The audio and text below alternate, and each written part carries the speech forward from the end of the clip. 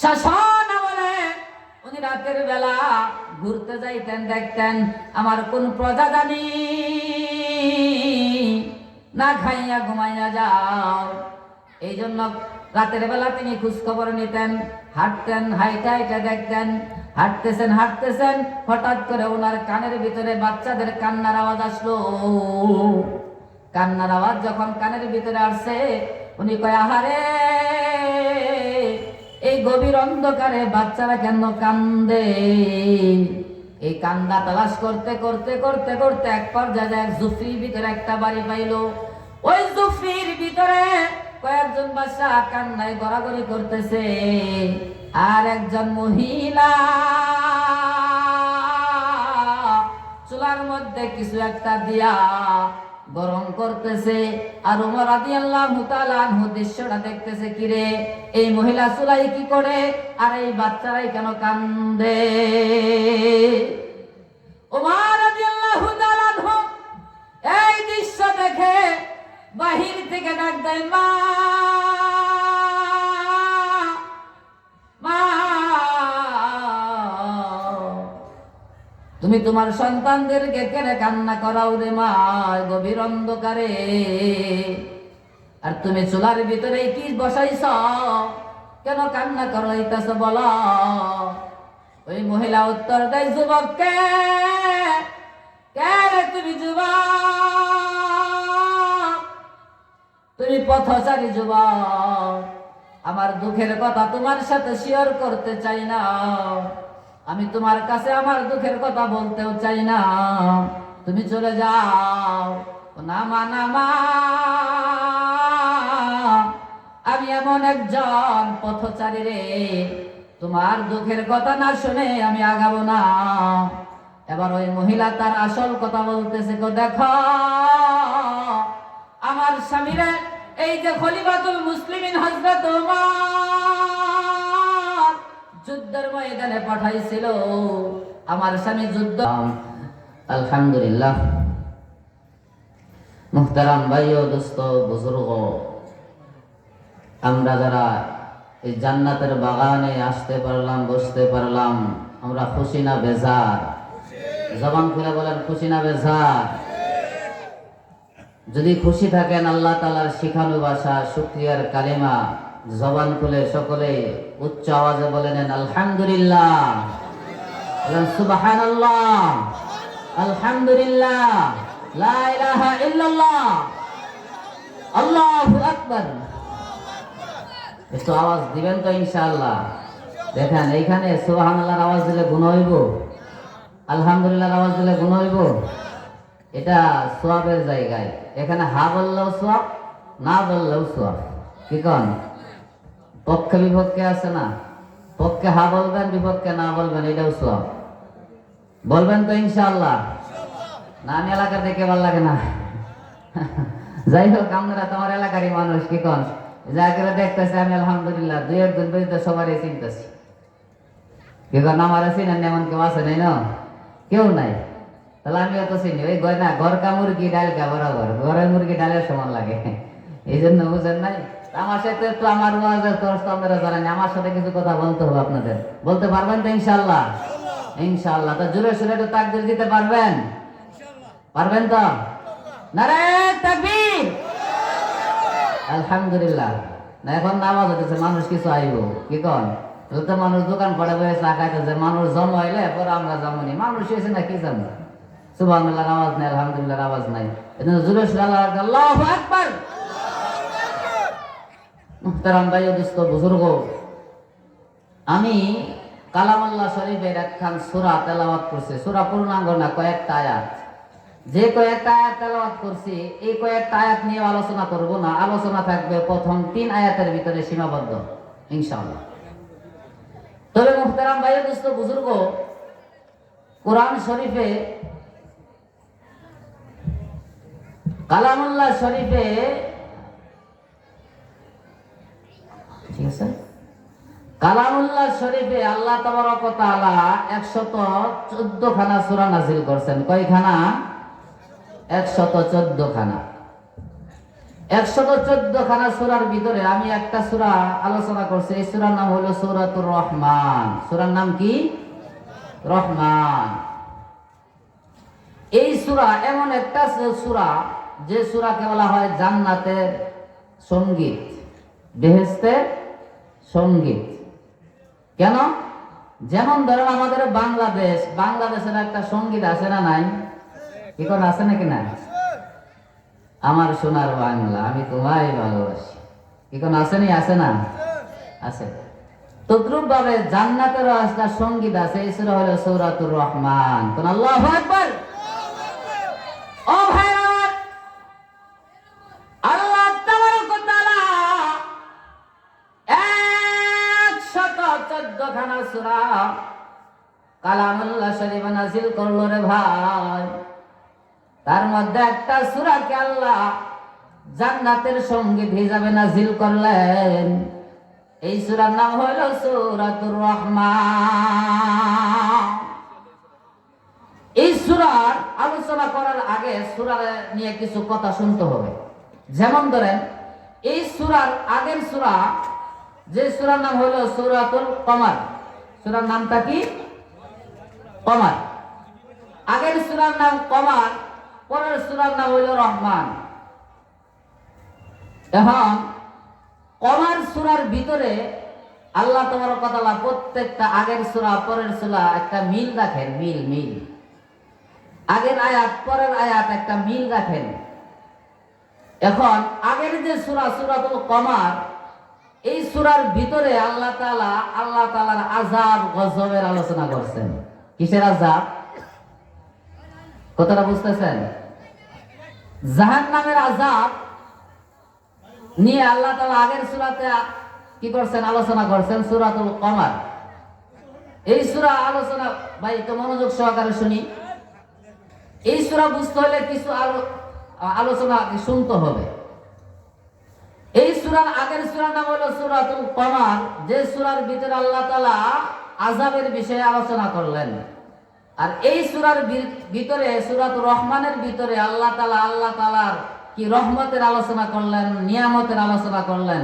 এবং এই সূরার ভিতরে আল্লাহ তাবারক ওয়া তাআলা 31 বার একটা আয়াত নাযিল করলেন। ফাবি আইয়ি আলাই রাব্বিকুমা তুকাজ্জিবান। আল্লাহু আকবার। ও দুনিয়ার মানুষ, আমি আল্লাহ তাবারক ওয়া তাআলা আগের সূরাতে সূরা কমরে আযাবের আলোচনা করলাম, পরে সূরাতুর রহমানে আমি রহমতের নিয়ামতের আলোচনা করলাম। আমার কোন নিয়ামতকে তুমি অস্বীকার করবা? আলাম নাজআল লাহু আইনাইন ওয়া লিসানাও ওয়া শাফাতাইন। ও বান্দারে, তোরে কি দুইটা চক্ষু আমি দেই নাই? চোখ দিয়ে দেখার শক্তি আমি দেই নাই? দেখার শক্তি ভাই কে দিছে? জবান খুলে বলেন কে দিছে? ও ভাই আমার মতো আপনার মতো অনেক লোক আছে, চোখ আছে, চোখ দ্বারা দেখে না, চোখের কোনো শক্তি নাই। শক্তি দিছেন আমার আল্লাহ। অনেক লোক আছেন আলাম নাজআল লাহু আইনাইন ওয়া লিসান। আল্লাহ বলেন বান্দারে, তোরকে আমি জিহ্বাটা দেই নাই, জিহ্বা দিয়ে কথা বলার শক্তি আমি আল্লাহ দেই নাই। তোরকে দুইটা ঠোঁট আমি দেই নাই, আমি আল্লাহ তাআলা সব দিয়েছি। এই নিয়ামত গুলা কার ভাই? এই যে কয়েকটা নিয়ামত বললাম, এবং যত নিয়ামত আছে সব নিয়ামত কে দিছেন? আল্লাহ। কানে শোনার শক্তিও দিলেন আল্লাহ, সব কিছু। এই জন্য আল্লাহ বলতেছেন ফাবি আইয়ি আলাই রাব্বিকুমা তুকাজ্জিবান। ও দুনিয়ার মানুষ, আগের সূরার ভিতরে আমি আল্লাহ তাবারক ওয়া তাআলা গজবের আলোচনা করলাম। সূরাতুর রহমানের ভিতরে আমি আল্লাহ তাআলা রহমতের আলোচনা করলাম। তাহলে আগের সূরা আর পরের সূরার সাথে মিলটা কি? একটা হলো গজব আর একটা হলো রহমত, একটা হলো জাহান্নাম আরেকটা হলো জান্নাত। তা আল্লাহ যে বলতেছেন এক সূরার সাথে আরেকটা সূরা আমি মিল রাইখে নাজিল করি, তাহলে এই আযাব আর গজবের সাথে মিলটা কি? কথাটা বুঝতেছেন? দুইটা পাঠ না, একটা আযাব আর একটা রহমত, এর সাথে মিল কি? এই পরস্পর দুইটা সূরা আল্লাহ তাআলা একত্রে কেন দিলেন? তো মানুষের বান্দা বান্দির ঈমান হেফাজতের জন্য দিবেন। কিসের জন্য? জোরে বলেন কিসের জন্য? ঈমানের জন্য। কিসের জন্য? ঈমানের জন্য। এর ভিতরে আবার ঈমান কেমনে? প্রশ্ন হতে পারে না, ঈমান কেমনে? ও ভাইরা আমার, মানুষ ঈমান তার পূর্ণাঙ্গ তখন হবে যখন সে আযাবকে মনে করবে আল্লাহর আযাব, একদিকে চাই দিবে আল্লাহর আযাব, এটাও তার মনের ভিতরে রাখতে হবে। যার ভিতরে আল্লাহর গজবের ভয় নাই, জাহান্নামের ভয় নাই, আল্লাহর ভয় নাই, সব অনবরত গুনাহ করতে থাকবে, অনবরত গুনাহ করতে থাকবে, কারণ আল্লাহর আযাবের ভয় নাই তার ভিতরে। এই জন্য আল্লাহর আযাবের ভয় ভিতরে ঢুকাইতে হবে। একজনের ভিতরে খালি আল্লাহর আযাবের ভয় আছে কিন্তু আল্লাহর রহমতের ভয় নাই, সেও পূর্ণাঙ্গ ঈমানদার না। যার ভিতরে আল্লাহর রহমতের কিনায় আশা নাই, সে তো আল্লাহর নামাজই পড়তো না, রোজাই রাখতো না, ইসলামের কোনো কাজই করতো না, সবাই আইতো না। কথাটা বুঝে আসছে? তাহলে একদিক হলো আল্লাহর আযাবের ভয় দিলে স্থান দিতে হবে, অন্যদিকে আল্লাহর রহমতের স্থানও দিলের ভিতরে কি করতে হবে? দিতে হবে।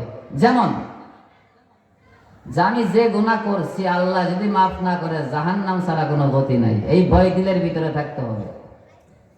আরেকদিকে আল্লাহর রহমতের আশাও থাকতে হবে, যে টুকটাক সিরাফারা আমি যে আমলগুলা করছি, এই সবার জন্য শ্রম দিছি, নামাজ পড়তেছি, রোজা রাখতেছি, আল্লাহ তাআলা আমার মাফ করে জান্নাতও দিতে পারে। কথাটা কি বুঝতেছেন আমার? তাহলে দুইটা দিক, কারো ভিতরে যে আল্লাহর রহমতের আশা শুধু থাকে, আল্লাহর আযাবের ভয় তার ভিতরে না থাকে, সে তো ঈমানদারি না, পূর্ণাঙ্গ ঈমানদার না। আর কারো ভিতরে আল্লাহর গজবের ভয় আছে, আযাবের ভয় আছে, জাহান্নামের ভয় আছে, কিন্তু আল্লাহর রহমতের আশা নাই, সেও পূর্ণাঙ্গ ঈমানদার না। সেও পূর্ণাঙ্গ কি না? ঈমানদার না। একটা কথা বুঝলাম এই সূরাটা নিয়ে। এই সূরার একটা শানে নুজুল আছে, শানে নুজুল নাজিল হওয়ার কারণ। ও ভাইরা আমার, রাসূল সাল্লাল্লাহু আলাইহি ওয়াসাল্লাম, রাসূল সাল্লাল্লাহু আলাইহি ওয়াসাল্লাম দুনিয়ার মানুষকে এক কালিমার দাওয়াত দেন, লা ইলাহা, আমার সাথে বলেন না, লা ইলাহা ইল্লাল্লাহু মুহাম্মাদুর রাসূলুল্লাহ সাল্লাল্লাহু আলাইহি ওয়াসাল্লাম। এক কালিমার দাওয়াত মানুষকে দেন, এক আল্লাহর দাওয়াত মানুষকে দেন, যে আল্লাহ ছাড়া ইবাদত অন্য কারো করা যাবে না, আল্লাহ ছাড়া সেজদা কাউকে করা যাবে না। কারণ এই কপাল, এই যে সুন্দর একটা কপাল আল্লাহ দিছেন, এই কপালে টিপ দেওয়ার লেগে আল্লাহ দেয়নি। কথা বুঝতেছেন? এই কপাল দিছেন কেন? দামি কপাল। আমার চেহারার ভিতরে, আপনার আমার চেহারার ভিতরে সবচাইতে দামি অঙ্গ হলো এই কপাল। এটা আপনি মানলেও দামি, না মানলেও দামি। ও দুনিয়ার মানুষ, আমি আল্লাহ তাআলা আপনার দামি কপাল তাই জন্য দিলাম, এই দামি কপাল দিয়ে আমি আল্লাহর সেজদা করবি, আর মনে মনে এই কথা ভাববি, আল্লাহ, একে ডাক দেন আল্লাহ, আর ভাববি, আল্লাহ, আমার এই সবচাইতে দামি জিনিসটা তুমি দিছো আমার কপাল, এই যে আমার দামি জিনিসটা তোমার পায়ে আমি লুটাইয়া দিলাম। এরকম মনোভাব নিয়ে কি আল্লাহর একটা সেজদা দিতে পারছেন? এরকম মনোভাব নিয়ে আল্লাহর সেজদা দেন। মুহতারাম ভাই, দোস্ত, বুজুর্গ, আপনারা তো আমার এলাকার মানুষ, একটু কষ্ট দিতে রাখবেন, যারা একটু ফাঁকা জায়গাগুলো আছে একটু আগায় বসি, পিছনে যারা আসছে তো সুন্দর হয়ে বসতে পারে, একটু আগান, সকলে একটু একটু হরকত করেন, একটু একটু হরকত করে একটু একটু আগান, ফাঁকা জায়গাগুলো বসেন। এই যুবক ভাইরা যারা আছে, এই ডাইন সাইডের জায়গাটা, আমার ডাইন সাইড, আপনাদের বাম সাইড, একটু আগায়, একটু হরকত, সকলে যে একটু একটু লড়ে লড়ে বসি, জায়গাটা সুন্দর হয়ে যায়। আলহামদুলিল্লাহ, আলহামদুলিল্লাহ, সকল ভাই হরতেছে। আল্লাহু আকবার, যদি বলেন আল্লাহু আকবার। মুহতারাম ভাই দোস্ত বুজুর্গ, মাঝে মাঝে ফাঁকা থাকলে এইখানে একজন লুকায়া বসে যা। লোকটার নাম কি আপনারা জানুন? জুরেছের নামটা কি? শয়তান, মিস্টার ইবলিস। ইবলিসে ফাঁকার মধ্যে বইব আর কি করব, চাবি ঘুরাইতে থাকবো আর ওয়াজ শুনলে কি চল বেটা এলাকারই তো বক্তা, কি কইব এ জানে কি? কথা বুঝেন না? বিভিন্ন সময় বিভিন্ন, আজকে তো জুমার সময় আলোচনা করছিলাম শয়তান ইবলিস নিয়ে। কি কন? আপনারা যে ফাঁকা জায়গা রাখেন, মিস্টার ইবলিস আইসা বইসা যাইব আর বইসা আপনাদেরকে কুমন্ত্রণা দিতে থাকবে। যাই হোক, জোরে একটা তাকবীর, আল্লাহু আকবার। তাহলে রাসূল সাল্লাল্লাহু আলাইহি ওয়াসাল্লাম এক কালিমার দাওয়াত দেওয়া যখন শুরু করলেন, লা ইলাহা ইল্লাল্লাহ মুহাম্মাদুর রাসূলুল্লাহ, তোমরা সিজদা দিবা তো এক আল্লাহরে দিবা। কি কারণে? লাতের পূজা করা যাবে না, উজ্জার পূজা করা যাবে না, মানাতের পূজা করা যাবে না, এক আল্লাহ ছাড়া কোনো মূর্তিকেই না মানা যাবে না, কাউকে সিজদা দেওয়া যাবে না। যখন এরকম দাওয়াত দিতে শুরু করলেন, দাওয়াত দিতেছেন, হঠাৎ করে আল্লাহ তাআলা আরেকটা আয়াত নাযিল করে বলেছেন, উসজুদু লির-রহমান। আল্লাহ তাআলা বলতেছেন, হঠাৎ করে কি বলো তোমরা? রাসূল সাল্লাল্লাহু আলাইহি ওয়াসাল্লাম বলতেছেন তোমরা রহমানকে সিজদা করো। রহমান কোন? আল্লাহু আকবার। জোরে বলেন আল্লাহু আকবার। ও ভাইরা, এবার মক্কার লোকেরা হায় হায় হায় হায়, মুহাম্মদ কয় কি এবার একবার আল্লাহর সিজদা করো। আল্লাহ হলো এক, আল্লাহ ছাড়া কাউকে সিজদা করা যাবে না, এটা বলে একবার। এখন আবার বলতেছে উসজুদু লির-রহমান, রহমানকে সিজদা করো। এখন কি বলে মুহাম্মদ? একবার বলতেছে আল্লাহ ছাড়া কাউকে সিজদাই করা যাবে না, এখন বলতেছে মুহাম্মদ সাল্লাল্লাহু আলাইহি ওয়াসাল্লাম বলতেছেন তোমরা রহমানকে সিজদা করো। আল্লাহকে সিজদা করার পরে যদি রহমানকে সিজদা করা যায়, আল্লাহকে সিজদা করার পরে, তাহলে মূর্তিকে কেন সিজদা করা যাবে না? এটা হলো তাদের প্রশ্ন। কাদের প্রশ্ন? কাফেরদের প্রশ্ন। জোরে আওয়াজ করে, কাদের প্রশ্ন? একবার রাসূল সাল্লাল্লাহু আলাইহি ওয়াসাল্লাম বলতেছেন আল্লাহ ছাড়া কাউকে সিজদা করা যাবে না, এখন আবার তিনি বলতেছেন রহমানকে সিজদা করো। রহমান আবার কে? বাড়ির রহমান। মক্কার লোকেরা প্রশ্ন শুরু দিল, রহমান আবার কে? রহমানকে সিজদা করতে হবে, এই রহমানটা কে? রহমান যিনি আল্লাহ তিনি, রহমান যিনি আল্লাহ তিনি। আল্লাহর জাতিগত নাম হইল আল্লাহ। এটা ডাকবেন না আল্লাহ, এটা হলো আল্লাহর জাতিগত নাম। এটা আল্লাহর কি নাম? জাতিগত নাম। আল্লাহর সিফতি নাম হইল রহমান, রাহিম, রাজ্জাক, সত্তার, এরকম যেরকম নাম আছে এগুলো হলো সিফতি নাম। এগুলা কি নাম ভাই? তাহলে আমরা বুঝলাম রহমান যিনি আল্লাহ তিনি। তাহলে এই জন্য আল্লাহ তাআলা যখন আল্লাহ রাসূলকে ওই বেদিন কাফেররা প্রশ্ন শুরু দিল যে রহমান আবার কে? আল্লাহর না সিজদা করতে কইলা, এখন আবার কও রহমানকে সিজদা করো। এই জন্য আল্লাহ তাআলা সূরা নাযিল করে দিলেন। কি সূরা? যে সূরা আমি আলোচনা করলাম, আর রহমান আল্লামাল কুরআন খালাকাল ইনসানা আল্লামাহুল বায়ান। ও দুনিয়ার মানুষ, তোমরা মনে করতেছো আল্লাহ একজন, রহমান আর একজন। না না না না, আল্লাহ যিনি রহমান তিনি, রহমানের পরিচয় নাও রে। আর রহমান আল্লামাল কুরআন খালাকাল ইনসান। এই সূরার দ্বিতীয় আয়াতে আল্লাহ তাআলা রহমানের 1 নম্বর পরিচয় দিতেছেন। এই সূরার তৃতীয় আয়াতে আল্লাহ তাআলা রহমানের 2 নম্বর পরিচয় দিতেছেন। এই সূরার 3 নম্বর আয়াতে আল্লাহ তাআলা রহমানের 2 নম্বর পরিচয় দিতেছেন। এই সূরার 4 নম্বর আয়াতে আল্লাহ তাআলা রহমানের 3 নম্বর পরিচয় দিতেছেন। তাহলে বলতেছেন যে রহমান কারে কত তোমরা শুনে নাও। আর রহমান আল্লামাল কুরআন খালাকাল ইনসানা আল্লামাহুল বায়ান।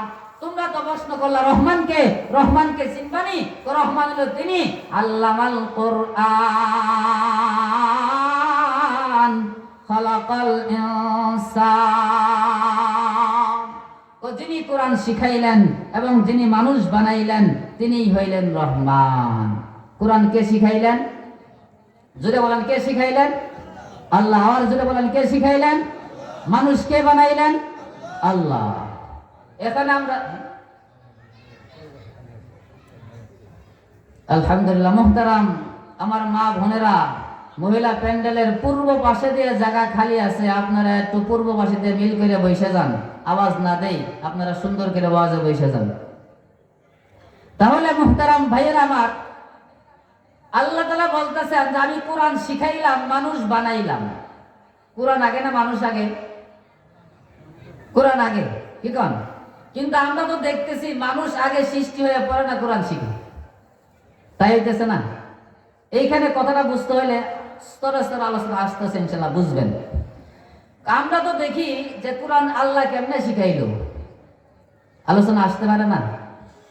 তাহলে বোঝা গেল যার ভিতরে সবাইকে আল্লাহ তাআলা পূর্ণাঙ্গ মানুষ বলতেছে না, হ্যাঁ সবাই মানুষ। বরবা সূরাত আদমি সাবুদে, বরবা সূরাত আদমি সাবুদে, আহমদ আবু জাহেল এক সাবুদে। ও ভাইরান, সবাই মানুষ, তবে সুরতে মানুষ। সবাই মানুষ, সুরতে মানুষ, চেহারায় মানুষ, কিন্তু সিরতে সবাই মানুষ না। উলাইকা কাল আনআম বাল হুম আদাল। সবাই মানুষ, কিন্তু কিছু কিছু মানুষ আছে চার পায়ে জানোয়ারের মতো। আল্লাহ তাআলা উলাইকা কাল আনআম বাল হুম আদাল, চার পায়ে জানোয়ারের মতো না রে, চার পায়ে জানোয়ারের চাইতেও নিকৃষ্ট। মানে গরুর চাইতেও নিকৃষ্ট, কুকুরের চাইতেও নিকৃষ্ট, শুকুরের চাইতেও নিকৃষ্ট। মানুষ কারা? কোরআনের ছোঁয়া পাইছে যারা, আলেমদের কথা শুনে যারা, কোরআন শিক্ষা করছে যারা, এই যে আপনারা যারা আসছেন কোরআনের ছোঁয়া পাইছেন, আপনারা মানুষ। ইবাদত বন্দেগী যারা করে, যারা আল্লাহরে মানে, আল্লাহর সিজদা দেয়, নামাজ পড়ে, রোজা রাখে, তারা মানুষ। তারা কি মানুষ? যেমন ধরেন একটা ঘটনা কইয়া আমার তাফসীরের দিকে আবার আগাম ইনশাআল্লাহ। একটা ঘটনা কইই আগে। উমর রাদিয়াল্লাহু তাআলা আনহুর নাম শুনছেন নি? লোকটা গরম না ঠান্ডা? হ্যাঁ, কেমন গরম? বিশাল গরম না? হ্যাঁ। উমর রাদিয়াল্লাহু তাআলা আনহু উনি গেলেন রাসূল সাল্লাল্লাহু আলাইহি ওয়াসাল্লামের কাল্লা আনার জন্য। কাল্লা, তাই গেছিলেন কিনা? কাল্লা আনার জন্য যায়া কোরআনের ছোঁয়া পাইছে। কিসের ছোঁয়া পাইছে? কোরআনের ছোঁয়া পাইছে। যে লোকটা এত গরম ছিল, কোরআনের ছোঁয়া পাইয়া কেমন মানুষ হইল, একটা ওয়াকিয়া শোনাইয়া দেয়। উমর রাদিয়াল্লাহু তাআলা আনহু শাসন আমলে উনি রাতের বেলা ঘুরতে যাইতেন, দেখতেন আমার কোন প্রজা জানি না খাইয়া ঘুমাইয়া যাও। এই জন্য রাতের বেলা তিনি খোঁজ খবর নিতেন, হাঁটতেন, হাইটা হাইটা দেখতেন, হাঁটতেছেন হাঁটতেছেন, হঠাৎ করে ওনার কানের ভিতরে বাচ্চাদের কান্নার আওয়াজ আসলো। কান্নার আওয়াজ যখন কানের ভিতরে আসছে, উনি কয় আহারে, এই গভীর অন্ধকারে বাচ্চারা কেন কান্দে? এই কান্দা তালাশ করতে করতে করতে করতে এক পর্যায়ে এক জুফরির ভিতরে একটা বাড়ি পাইলো। ওই জুফরির ভিতরে কয়েকজন বাচ্চা কান্নায় গড়াগড়ি করতেছে, আর একজন মহিলা চুলার মধ্যে কিছু একটা দিয়া গরম করতেছে। আর ওমর রাদিয়াল্লাহু তাআলা আনহু দৃশ্যটা দেখতেছে, কিরে এই মহিলা চুলাই কি করে, আর এই বাচ্চারাই কেন কান্দে? ওমর রাদিয়াল্লাহু তাআলা আনহু এই দৃশ্য দেখে বাহির থেকে ডাক দেয়, মা মা, তুমি তোমার সন্তানদেরকে কেন কান্না করাও রে মা গভীর অন্ধকারে? আর তুমি চুলার ভিতরে কি বসাইছ, কেন কান্না করাইতেছ বলো? ওই মহিলা উত্তর দেয়, যুবককে, কে রে তুমি যুবক? তুমি পথচারী যুবক, আমার দুঃখের কথা তোমার সাথে শেয়ার করতে চাই না, আমি তোমার কাছে আমার দুঃখের কথা বলতেও চাই না, তুমি চলে যাও। নামা নামা, আমি এমন একজন পথচারী রে, তোমার দুঃখের কথা না শুনে আমি আগাবো না। এবার ওই মহিলা তার আসল কথা বলতেছে, দেখো আমার স্বামীরে, এই যে খলিফাতুল মুসলিমিন হযরত ওমর যুদ্ধের ময়দানে পাঠাইছিল, আমার স্বামী যুদ্ধ করতে যায় শহীদ হয়ে গেছে। আর এই জালেম ওমর আমার কোনো খোঁজ খবর নিল না। আমার এই যে 3টে বাচ্চা, ছেলে বাচ্চা, তাদের কোনো খোঁজ খবর নেয় না। এই জালেম ওমর কার সাথে কইতেছে? ওমর জালেম। ওমরের সাথে ওমর কি কইতাছে? ওমর জালেম। যদি জালেম না হইতো আমার খোঁজ খবর কেন নিতেছে না? আমি কোন কাজ কাম করে, অন্যের বাড়িতে কাজ করে আমার ছেলেদেরকে খানা পানা খাওয়াইলাম। এই যে কয়েকদিন আগে ঈদ গেল, ঈদ রমজানের ঈদ গেল, আমার বড় ছেলেটা আমাকে ডাকতে বলে, মা আমরা 2 ভাই, আমাদের কোনো কাপড়ের দরকার নাই, কিন্তু আমাদের যে ছোট্ট ভাইটা আছে রে মা, তার একটা কাপড়ের ব্যবস্থা করো। তার আমরা সাজাইয়া, আমাদের কাপড় লাগবে না, ছোট ভাইকে সাজাইয়া আমরা ঈদগাহ ময়দানে যাব। আর মারে, ছোট ভাইকেও যদি একটা কাপড়ের ব্যবস্থা করে দিতে না পারো, আমরা 3 ভাই কিন্তু ঈদগাহে যাব না। ও ভাই শোনো প্রতীক, আমি আমার ছোট্ট ছেলেটার জন্য একটা জামার ব্যবস্থা করতে পারলাম না। আমার 3টা ছেলে এদের দিন কান্না করলো আর গড়াইলো, আমি তাদেরকে ঈদগাহ ময়দানে পাঠাইতে পারলাম না। আমি কেমনে পাঠাবো?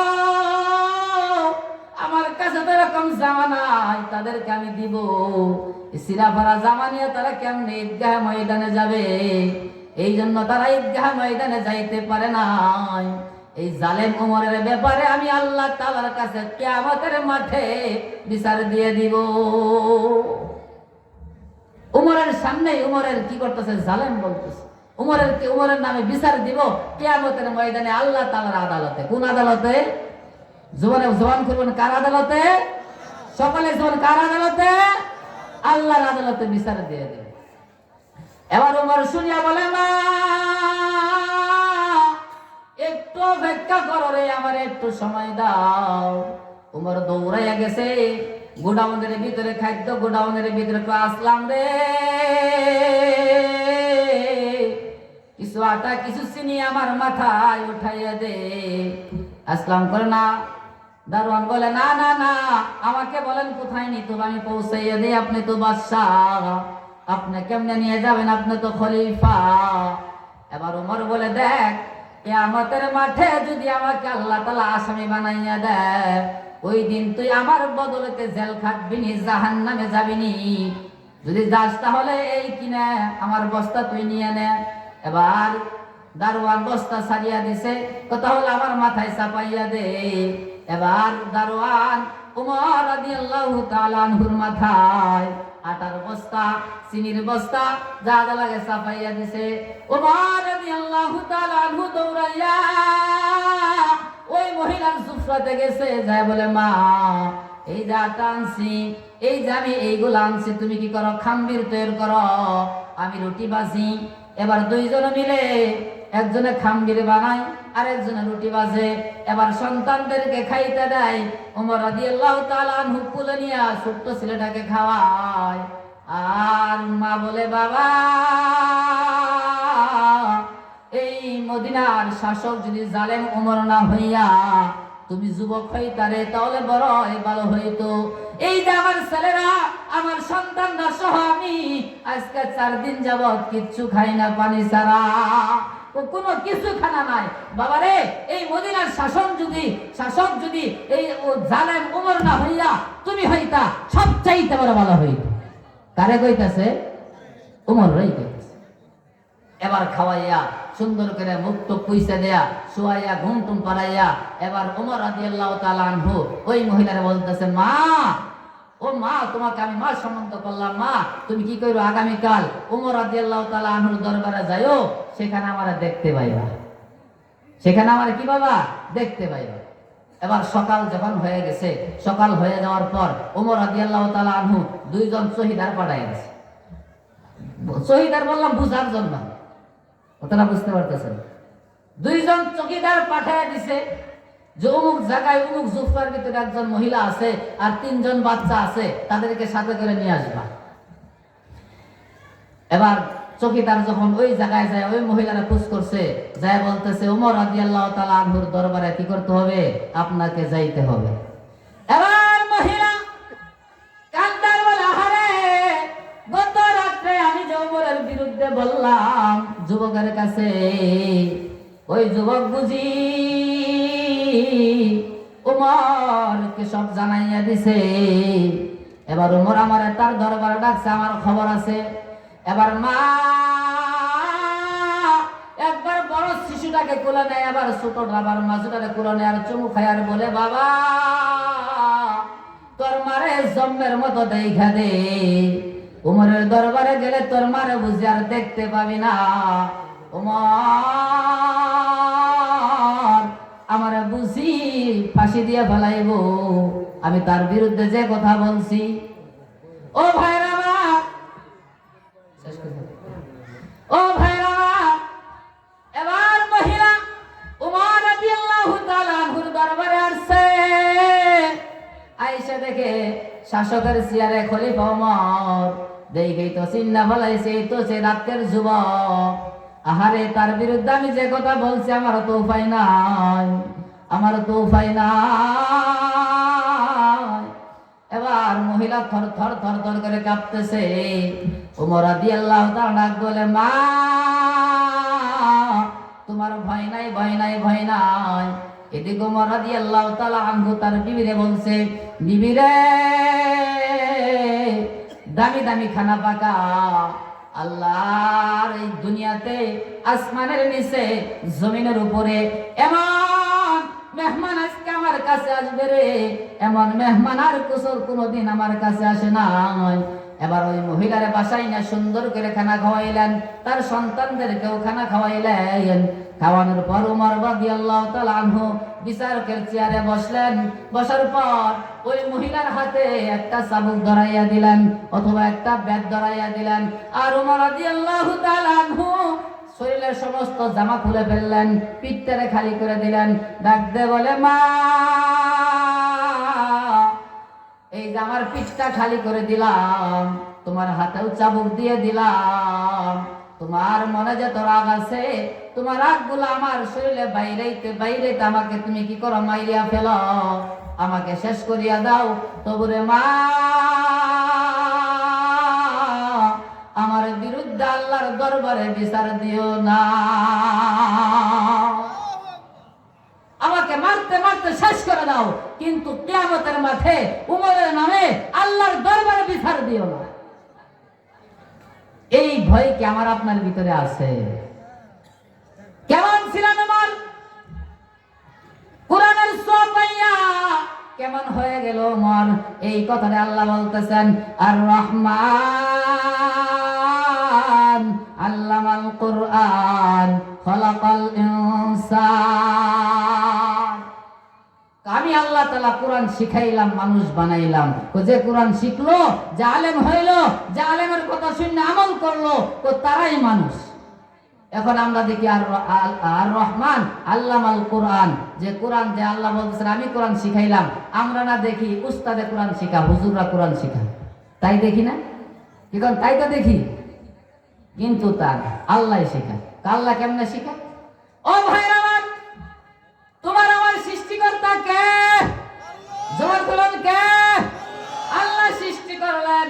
তোমার আমার ভিতরে একটা কলব দিয়ে দিল, কলব দিয়ে আল্লাহ শেষ করে নাই, কলবের ভিতরে আল্লাহ তাআলা একটা মেশিন লাগাইয়া দিল।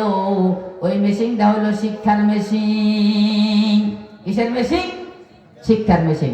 গরু বলেন, ছাগল বলেন, তাদেরকে আপনি সারাদিন কাম ধরে শিখেন, এই ক আলিফ, ক আলিফ, ক ক, ক খ, সারাদিন শিখাইলে সন্ধ্যার সময় কইতে পারবো ক, কইতে পারবো আলিফ, কইতে পারবো এবিসি, কইতে পারবো কে রে? তার কলমের ভিতরে আল্লাহ তাআলা শিক্ষার মেশিনই দেয় নাই। ও মানুষ, তোমার কলমের ভিতরে আমি আল্লাহ তাআলা শিক্ষার একটা মেশিন বসাইয়া দিলাম। এই জন্য তুমি শিখতে পারো, এই জন্য তুমি আলেম হইতে পারো, এই জন্য তুমি ডাক্তার হইতে পারো, এই জন্য তুমি ইঞ্জিনিয়ার হইতে পারো। আর রহমান আল্লামাল কুরআন, তাহলে কে শিখান কোরআন? আল্লাহ। সৃষ্টি করলেন মানুষকে, খলাকাল ইনসান, তো মানুষ বানাইলেন আমি কেমনে? يخلقكم في بطون أمهاتكم خلقا من بعد خلق في ظلمات ثلاث। ও দুনিয়ার মানুষ, তোমাদের ভিতরে আমি আল্লাহ তাআলা একটা জাতি বানাইলাম রে। এই জাতি হলো নারী জাতি, এই জাতি হলো মেয়ে জাতি, এই জাতি হলো মা জাতি, এই জাতি হলো স্ত্রীর জাতি, এই জাতি হলো বোনের জাতি।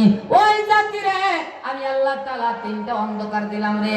ইয়াখলুকুকুম ফি বুতুনি উম্মাহাতিকুম খালকাম মিন বাদি খালকিন ফি যুলুমাতিন সালাস। ওই জাতির ভিতরে আমি তিনটা অন্ধকার দিলাম। একটা অন্ধকার দিলাম পেটের অন্ধকার, আরেকটা অন্ধকার দিলাম রেহেমের অন্ধকার, আরেকটা অন্ধকার দিলাম রেহেমের ভিতরে আরেকটা পর্দা আছে, এই পর্দার অন্ধকার। ওই পর্দার ভিতরে আমি আল্লাহ মানুষ করে বানাইলাম। আল্লাহু আকবার। তাহলে মানুষ বানাইলেন কে? আল্লাহ। অন্ধকারে কাজ করলে ভুল হয়ে যা, নষ্ট হয়ে যা, কিন্তু আল্লাহ বলেন দেখো তোমার অন্ধকারে বানাইলাম, কেমন সুন্দর করে বানাইলাম। ওয়াত্তিনি ওয়াজ-যাইতুন ওয়া তুরি সিনিন ওয়া হাযাল বালাদিল আমিন লাকাদ খালাকনাল ইনসানা ফি আহসানি তাকওয়িম। ও দুনিয়ার মানুষ, আমি আল্লাহ চারটা কসম খাইলাম রে। আমি অন্ধকারে তোরে বানাইলাম রে। একটা অন্ধকারে বানাই নাই, তিনটা অন্ধকারে বানাইছি। লাকাদ খালাকনাল ইনসানা ফি আহসানি তাকওয়িম। আমি আল্লাহ তাআলা আসমান বানাইলাম, আমি আল্লাহ তাআলা চন্দ্র বানাইলাম, আমি আল্লাহ তাআলা সূর্য বানাইলাম, আমি আল্লাহ তাআলা জমিন বানাইলাম।